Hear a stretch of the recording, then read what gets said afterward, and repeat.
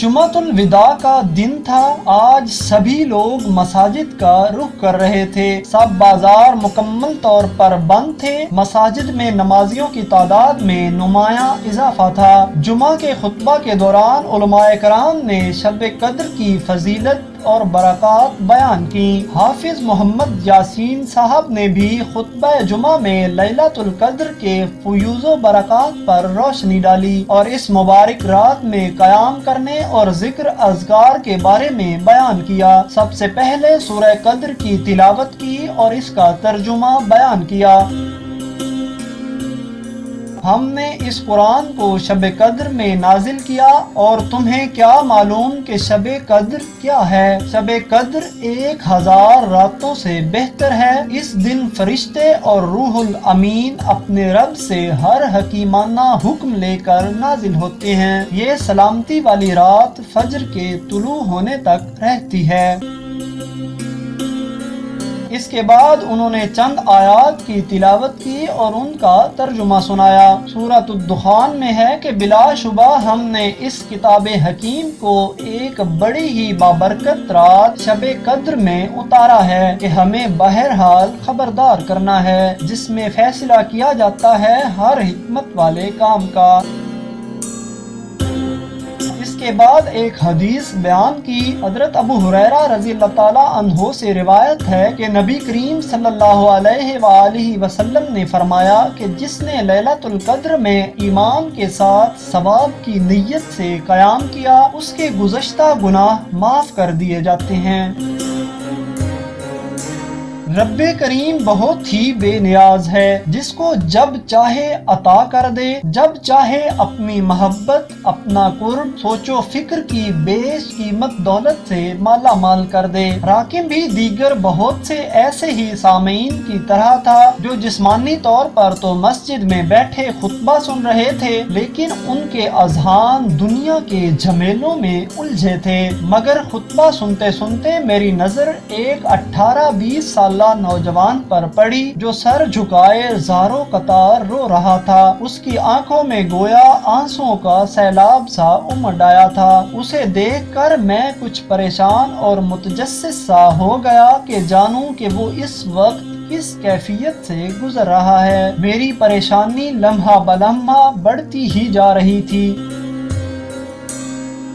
نماز مکمل کرنے کے بعد دعا کے لیے ہاتھ اٹھائے تو ایک دفعہ پھر نظر اسی نوجوان پر جا ٹکی جو اب بھی آنسوؤں سے تر آنکھیں لیے پروردگار سے جانے کیا مانگ رہا تھا۔ دعا کے بعد وہ کچھ دیر بیٹھا رہا اور پھر اٹھ کر جانے لگا تو میں بھی اس کے ساتھ ہو لیا۔ چند قدم ساتھ چلنے کے بعد میں نے اس سے درخواست کی کہ 2 منٹ کے لیے میں اس سے بات کرنا چاہتا ہوں۔ میں اسے گھر لے آیا اور ڈرائنگ روم میں بٹھا دیا۔ اس کے پاس بیٹھا اور اس سے یوں گویا ہوا، بھائی مجھے پوچھنے کا حق تو نہیں، مگر میں جاننا چاہتا ہوں کہ آپ کو کیا پریشانی ہے۔ خطبہ کے دوران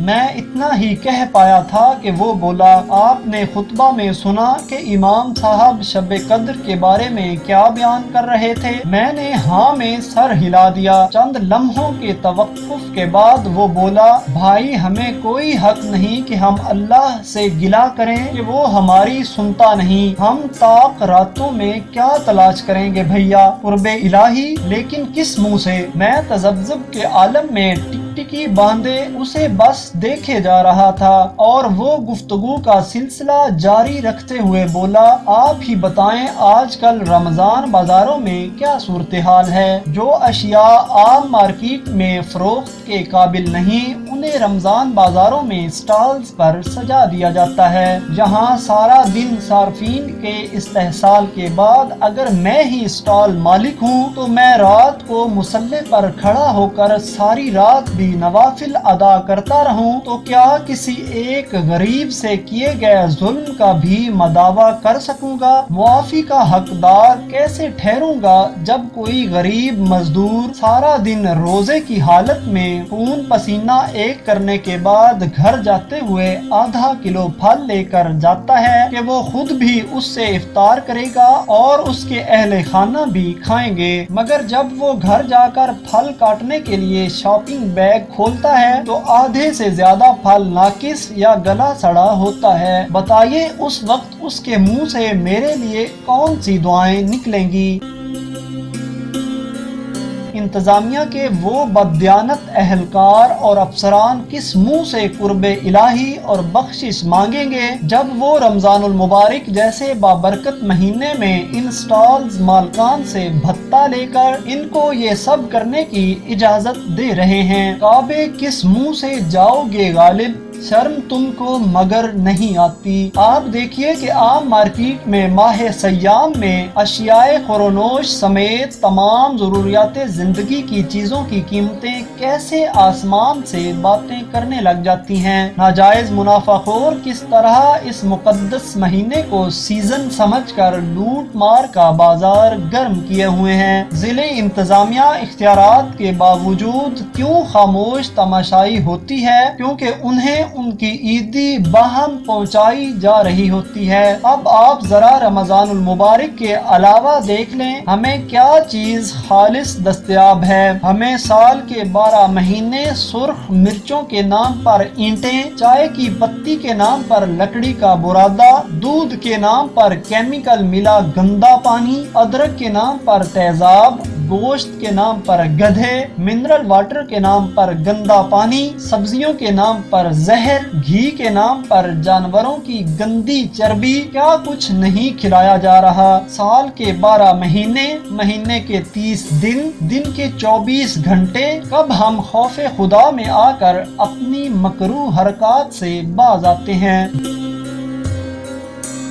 بھیا میرا سونا رب اپنے حقوق تو معاف کر دے گا مگر اپنے بندوں کے حقوق کبھی معاف نہیں کرے گا۔ وہ بولتا جا رہا تھا اور میں سر جھکائے سنتا جا رہا تھا۔ میرے پاس اس کو کہنے کے لیے الفاظ نہیں تھے۔ میں محو حیرت تھا کہ اتنی چھوٹی عمر میں وہ اس قدر پختہ سوچ رکھتا تھا۔ اس کی آنکھیں ایک بار پھر آنسوؤں سے تر ہو چکی تھیں۔ یقین کیجئے میرے پاس نہ اس وقت کوئی الفاظ تھے اور نہ اس وقت کہ جب میں یہ لکھ رہا ہوں۔ بس اتنا کہنا چاہوں گا کہ خدائے کریم ہمیں منافقت کا لبادہ اتار پھینکنے اور سچائی اور ایمانداری کا راستہ اپنانے اور اپنے بندوں سے پیار کرنے کی ہمت و طاقت اور توفیق عطا فرمائے، اور ہم سب کو اس نوجوان جیسی انسان دوستی اور فکر عطا فرمائے تاکہ ہم بھی سوئی انسانیت کو جگا سکیں اور ہمیں قرب الہی نصیب ہو سکے۔ آمین۔ دوستو اگر آپ کو آج کی یہ ویڈیو اچھی لگی ہے تو چینل کو سبسکرائب کر کے بیل آئیکن پر کلک کر دیں۔ اگلی ویڈیو تک کے لیے اللہ حافظ۔